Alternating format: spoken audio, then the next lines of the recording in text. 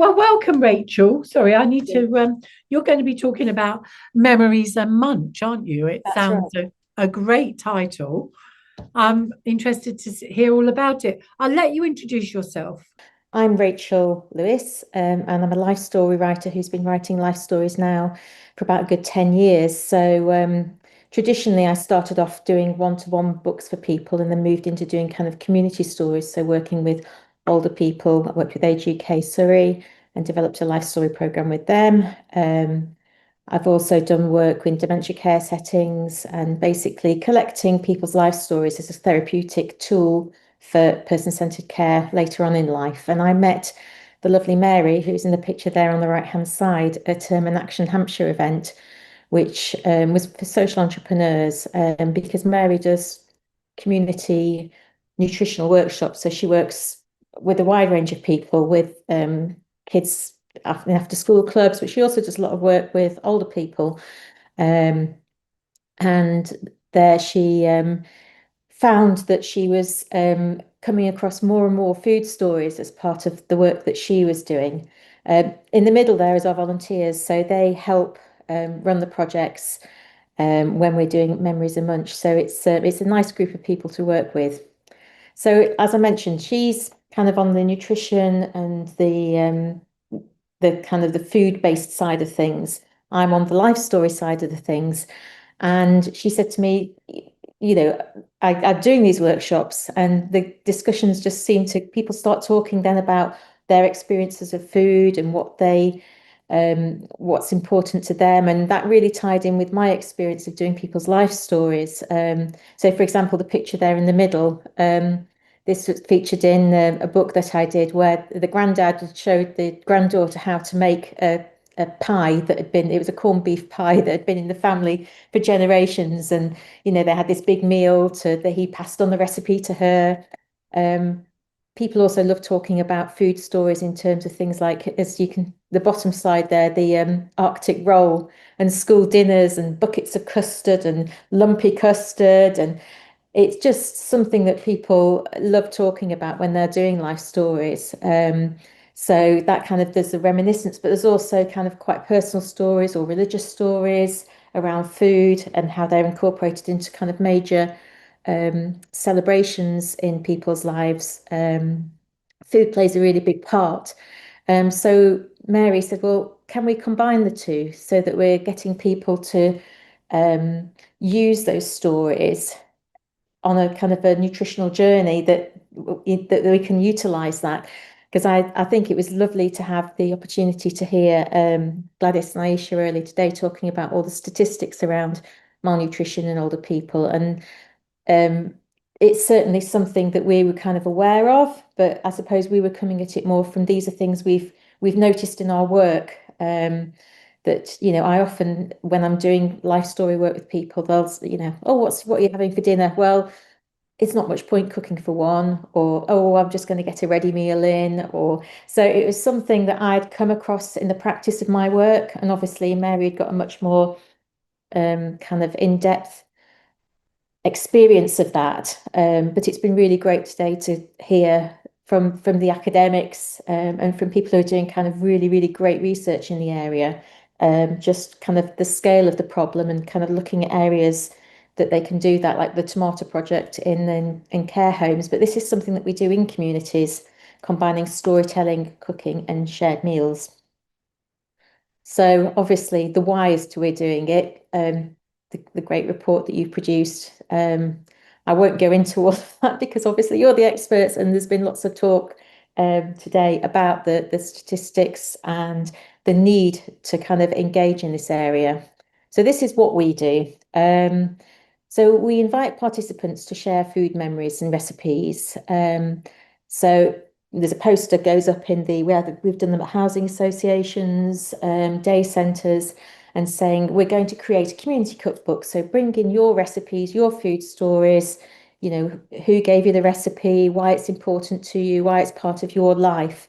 And then we do sensory sessions. So we have smells that people say vinegar, and what does it remind you of? So kind of fish and chips by the seaside, or um, lemons, cinnamon, baking. There's all these kind of the smells that we have, and we hand them round. People have to guess the smell and kind of then talk about the stories that those smells spark. And we do reminiscence quizzes as well. So kind of looking at foods that people used to have that they can't have anymore. We look at old advertising of food, and just really that first session is to get people inspired about food again, moving away from that, I can't be bothered with food anymore. It's just me and it's not worth it, to, oh, yes, I remember when we used to have this and we used to do that, and my mum would do this and my gran would do that. So that's what that first session's about, and that's where our brilliant volunteers help capture those stories. We take the photos, scan them in, and we get a story behind each of those recipes. And then the second session is Mary's domain. So she does a cooking demonstration, looking at some of the old foods that people used to have. So the classic one that she's done is shepherd's pie, and looking at basically how to introduce kind of healthy hacks on that. So we've got a kind of an overall objective of looking at making food more nutritious, making it our recipes, make sure they're cost efficient and easy to cook as well, because we do get people along who perhaps have lost a bit of kitchen confidence, or there's been one or two chaps in particular who have had to take on a caring role for a wife, and she's always done the kitchen work, and so they're kind of playing catch up. So we really concentrate on recipes that are easy to do and also easy to batch cook, because that was one of the things that we kept coming across. And I think there's been actually a big thing today in the news about the impact of processed meals and ready meals, is that, older people in our experience didn't always feel like cooking. So if we could give them recipes that were easy to batch cook, they could freeze them. And then when they don't feel like cooking, they can pull something out the freezer that's cheaper and more nutritious. So Mary looks at doing the shepherd's pie, and we just do basic things like half lamb mince, but introducing half lentils. And it's quite interesting because even things like that, it might be things that people aren't familiar with. So we talk about, well, where do you find them in the supermarket, and how do you store them, and how do you use them? And something like a red lentils is perfect for all those things we're trying to tick. They're cheaper, they don't go off. So if you're just buying for one person, they're a really good option. And we ask the people who are there, how do they do shepherd's pie? How do they peel an onion? Or what have they had to do to adapt maybe as they're getting older? So even things like opening a can, what tips and hints and hacks can people share that just make cooking that bit more easier?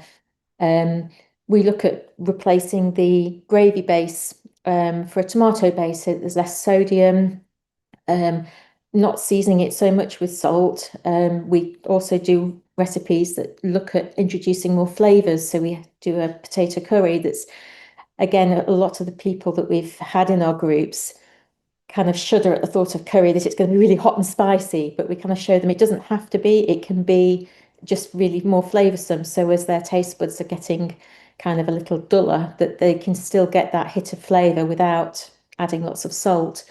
For the topping of the shepherd's pie, looking at perhaps instead of lots of cheese, what people can use. But it's really, as much as it's us showing them how you can do this, it's also asking them in the group, what do they do? So, I remember one lady saying she always uses sweet potato rather than a normal potato, which obviously counts as one of the 5 a day. A chap adding horseradish to give his flavour in his mash. So it's just lots of ideas. And then we have a meal at the end of that. So we provide some of the recipes that were in our book. So we do a pea and mince soup, say, the shepherd's pie, the potato curry, and then an apple pie to finish it off with, that Mary does without using sugar. So it's great because I think it really sums up what the project's all about, is sharing food and making it a sociable activity, making it kind of building community and well-being, but also a chance for them to perhaps think twice that, well, I'd never use a red lentil. Well, actually, it tasted fine. So we put together all the recipes that we've collected and all Mary's recipes that we showcase in the community meal. And the middle point there, we also create ideas for creating new food traditions. So in the book, we've done it seasonally, and we've done ideas that people can use to come together, because a lot of the places, in fact, I think all of the places that we've been to, they all have kitchens, they all have these big communal areas where people could get together and use food as an activity, and good food. So this is the cookbook that we produce. So it's a bespoke book for each community that we go to.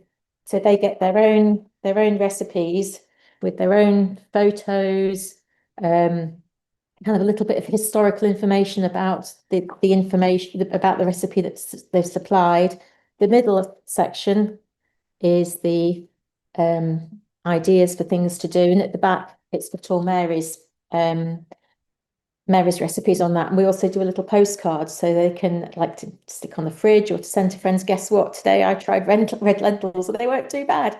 So that's the idea behind what we do. So there you go. That's the cookbook and the postcard that they get to take away. So each resident or participant taking part in the project gets a cookbook, which is another way of, I think, of them really owning what's happening. So I know Esther mentioned that they had recipe booklets that they were doing. So in a similar way, I think people were probably kind of more likely to use them if they are featured in that recipe book. So I was just going to quickly address some of the themes from the report that you produced. Low income, I've already touched on. We've only worked with projects that where people are kind of having to deal with issues around cost of living. I've already mentioned the shepherd's pie kind of hacks that we offer and the alternatives. And definitely the batch cooking is something that we found that people are really interested in, because they might not quite realize how to batch cook safely and use the freezer and to do that. And it just seemed to be something that people keep coming back to, is that they think it's just a kind of a one-off to go to Mr. Sainsbury's to get the shepherd's pie, but really doing it themselves on a day when things aren't too bad, for a day when things are quite bad, it's a really kind of worthwhile investment on so many levels.